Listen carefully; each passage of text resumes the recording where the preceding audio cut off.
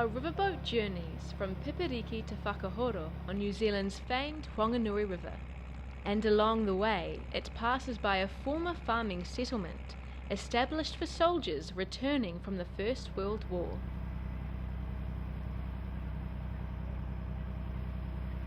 This was also the beginning of what would ultimately become a conflict between the new settlers and the government, and this will form the crux of our story.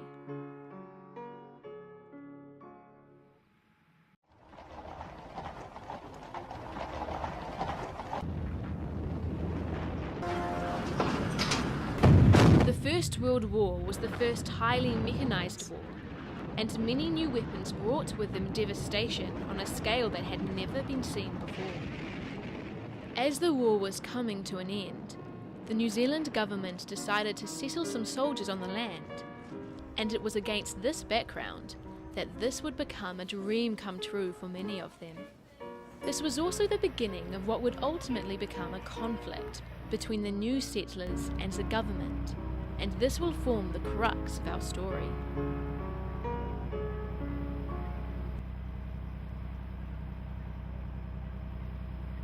The journey retraces the route earlier riverboats travelled a century or so ago, when they provided an essential service, keeping farms and settlements supplied with their everyday needs.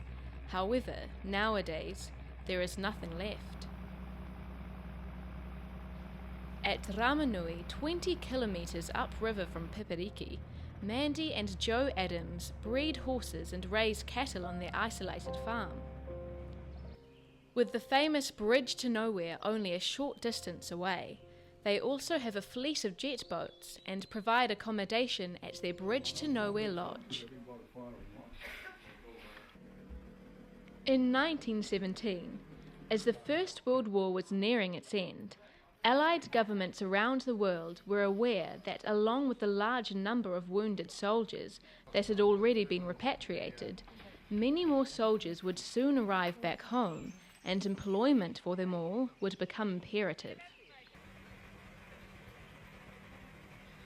In New Zealand, the government began acquiring a large amount of land throughout the country for allocation to the returned soldiers. Between Rātahi and the Whanganui River, north of Pipiriki, there was a large area of unoccupied steep bush-covered hill country, and the government subdivided this into 45 farms.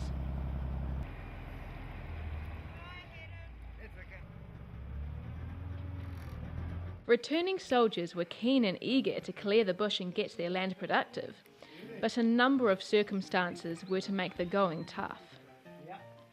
Many talk of the poor quality of land and inexperience of the soldiers, but these were not the main reasons that all of them eventually walked off the land.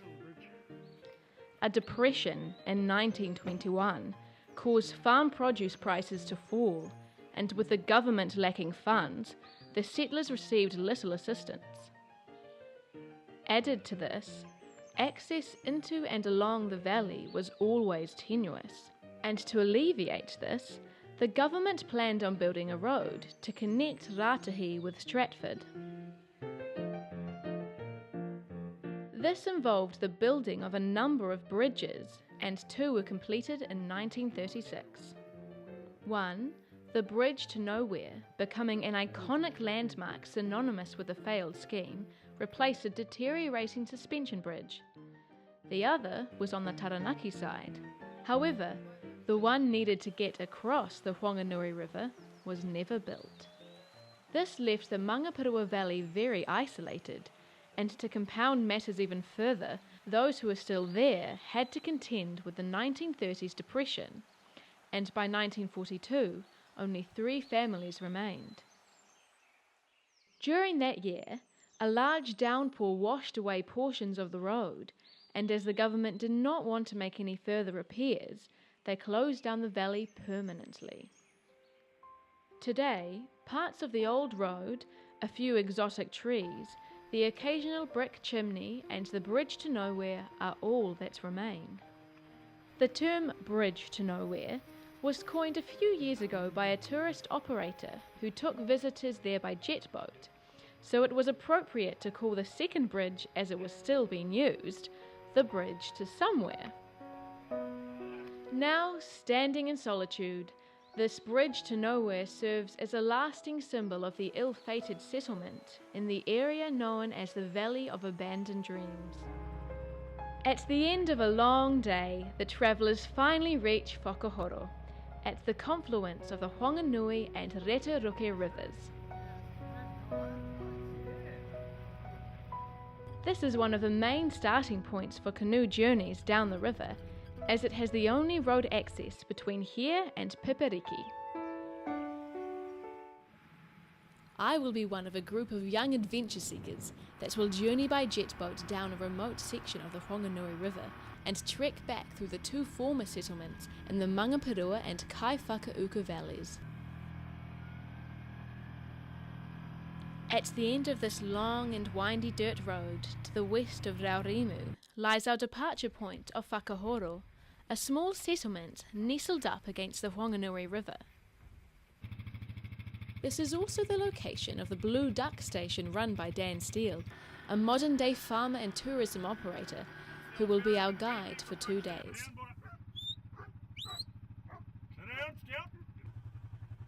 He has a direct connection to the early soldiers that returned from the First World War, as some settled in this area and farmed on some land he now owns. And Dan is passionately restoring and maintaining many of their original buildings. Half a dozen or 10 of the original buildings still here. Many as that? Yeah. Yeah, going right back to schools and post offices and depots and that's fans' right. bodies, magazines. Yeah. 2 of the original homesteads, built over 100 years ago, both still here. So, put it all together and it's quite a story of New Zealand's pioneering history, really. The two valleys were first settled in 1917, and before being abandoned by 1942, the dense native forest had to be cleared by axes and handsaws to create farmland and to provide timber for buildings. We will start our river journey from Lacey's Landing, named after one of the original settlers in the area, and from where Dan operates his jet boats. The Mangapirua Landing was the disembarking point from the early riverboats for these soldiers, and it will be from here that we will start our 2-day trek.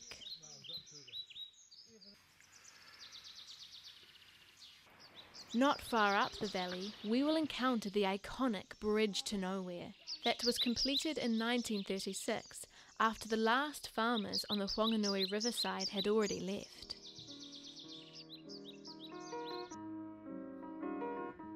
Along the way, as we pass historic artefacts and areas of interest, we will utilise recreated scenes to gain an insight as to how their story unfolded.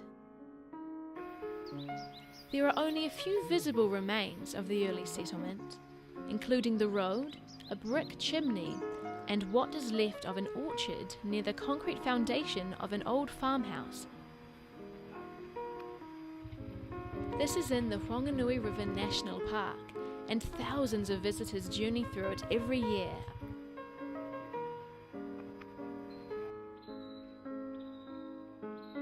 From high on the ridge near the Mangapirua Trek Station, the Kaiwhakauku Valley stretches northwards towards Whakahoro, and the old depot hut that was used by the early settlers to store their equipment and supplies.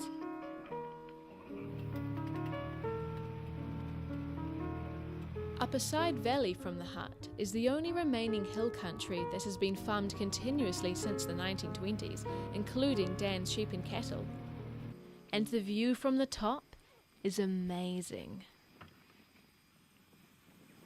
There's the rugged Kaiwhakauku.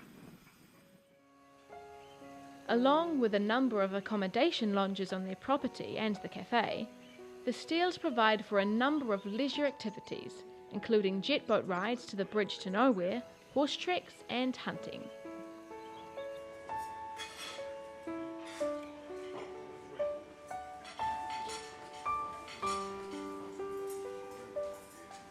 This is one end of the Bridge to Nowhere settlement farms, if you like. Between here and the Mangapirua Landing, there was 45 farms, and they started just around the corner here in the Kaiwhakauku Valley. And we're actually still farming 1,400 acres out there. So we've got the last farmland out in those farms, which is a better part of about 6 of the returned servicemen farms after World War I. And there was about 16 farms in that greater Kaipahuka Valley, and then 30 farms in the Mangapurua.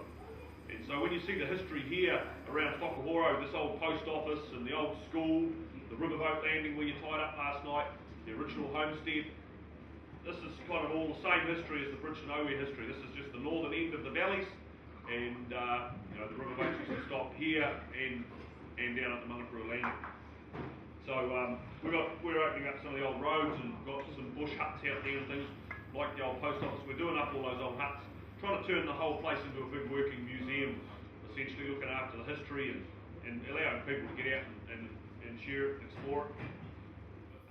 Yeah, that's it. Thank For you. the next station. The story of the failed farming scheme is complex and requires a much deeper exploration than has been possible in this short film. A feature film is currently being planned, and this can be achieved given sufficient resources and the necessary support. We will pay tribute to the aspirations and dreams of generations of people that have played a prominent role in this remote part of backcountry New Zealand. We invite you to assist us with our fundraising to enable us to achieve our goal of telling their story.